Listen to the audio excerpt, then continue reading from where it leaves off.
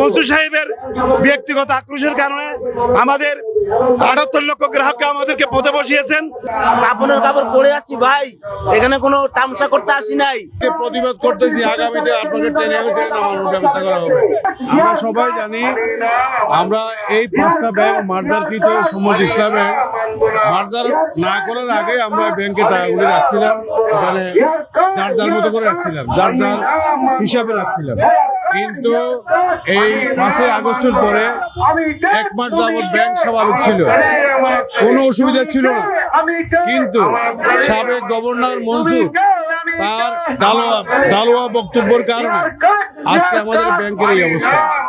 এবং উনি নেবেন আমার একটা হেয়ার কার্ড নামে যে বিষয়টা অবস্থান করে গিয়েছেন, তার বিরুদ্ধে আমরা প্রতিবাদ করে আসতেছি। হেয়ার কার্ড বলতে এটা একটা বড় অভিশাপ, যে আমার 1 কোটি টাকা ছিল, এই হেয়ার কার্ড যদি আমি পা দিই তাহলে আমার 30 লাখ টাকা থাকতেছে। এই বিষয় নিয়ে আমরা মাননীয় প্রধানমন্ত্রী বরাবর আমরা স্মারকলিপি প্রদান করেছি। উনি আমাদেরকে আশ্বস্ত করেছিলেন। আমরা মন্ত্রী মহোদয়ের সাথে, অর্থমন্ত্রী মহোদয়ের সাথে পরপর 2বার মিটিং করেছি, উনি আমাদের আশ্বস্ত করেছিলেন। এরপরে আমরা বর্তমান গভর্নর মোস্তাক সাহেবের সাথে আমরা দেখা করার জন্য, আপনাকে প্রতিনিধিত্ব দেখা করার জন্য চেয়েছিলাম, উনি আমাদেরকে সময় দিতে পারে নাই। এর চাইতে দুঃখজনক আর কিছু হতে পারে না, কারণ আমরা যারা গ্রাহক আছি, ব্যাংকে আমানতকারী আছি, আমরাই ওনার সম্পদ। আমাদের ছাড়া উনি বাংলাদেশ ব্যাংকের চেয়ারে বসার কোনো অধিকার নাই। উনি যদি এত অধিকারী থাকতো, বাংলাদেশ ব্যাংকের মতো জায়গা উনি চাকরি করতে কেন আসবে? এটা মনে রাখতে হবে। আমরা 75 লক্ষ গ্রাহক, আমাদের মেম্বারশিপ 3 কোটির উপরে।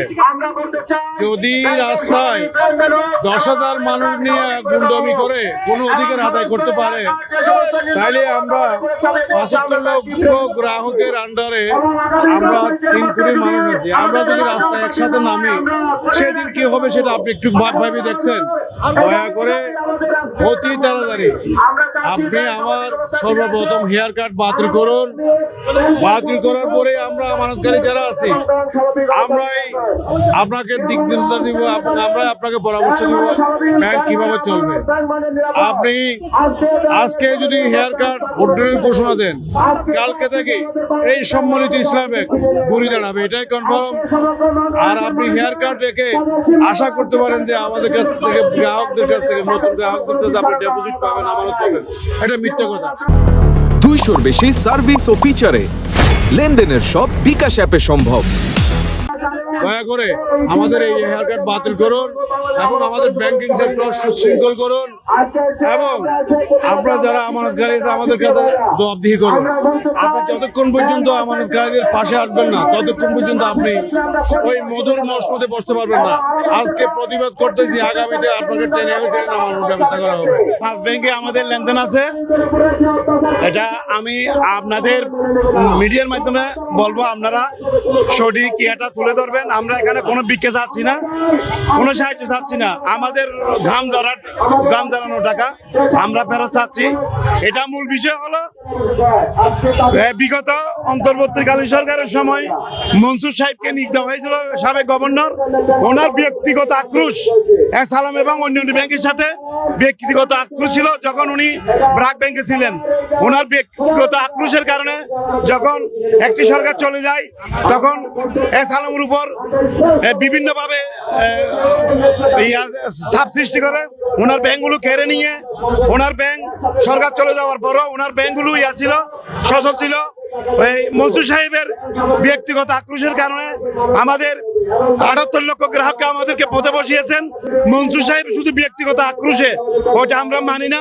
উনি ছিলেন একটা অস্থায়ী গভর্নর। ওনার এই ধরনের কোনো কিছু পাস করে দেওয়া, এটা সম্পূর্ণ অবৈধ। এটার বিরুদ্ধে আমরা প্রতিবাদ জানাচ্ছি।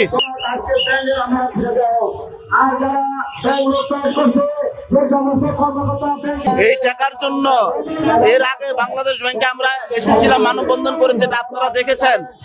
তখন পুলিশ অযথায় আমাদেরকে ধাওয়া করছে, আমাকে অ্যারেস্ট করে পুলিশে নিয়ে গেছে। অথচ আমার টাকার জন্য আমি আসছি, আমাকে হাত কড়ায় পরে নিয়ে গেছে, আমার সাথে আরেকজনকে নিয়ে গেছে। কিন্তু কথা হলো যে ব্যাংকে আমরা টাকা রাখি, আমাদের কষ্টার্জিত টাকা, আমাদের পরিশ্রমের টাকা, আমাদের ব্যবসার টাকা, ওই টাকা উঠাতে যে আমাদেরকে যদি যদি এরকম রাস্তায় নামতে হয়, পুলিশের কাছে হাত করা পড়তে হয়, আমরা আর কতদিন কতবার এই জায়গায় দাঁড়াবো? এমন এর উত্তর আমি জানি না।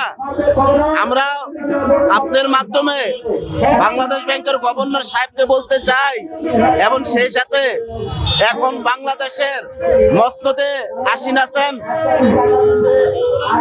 জনাব তারেক রহমান সাহেব। উনি গণমানুষের দরদি নেতা। উনি যদি আমাদের দিকে একটু মুখ তুলে তাকান, তাহলে আমরা এবং আমাদের সাথে যে 3 কোটি পরিবার, আমরা সবাই একটু শান্তির মুখ দেখতে পারবো, কোরবানি ঈদটা সুন্দরভাবে করতে পারবো।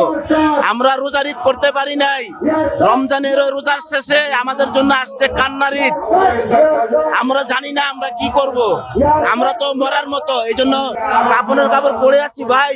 এখানে কোনো তামসা করতে আসি নাই। আমাদের দুঃখ আপনারা যেন একটু বুঝেন, সেই জন্য এখানে আসছি। দয়া করে আমাদের দাবিগুলো মেনে নেন।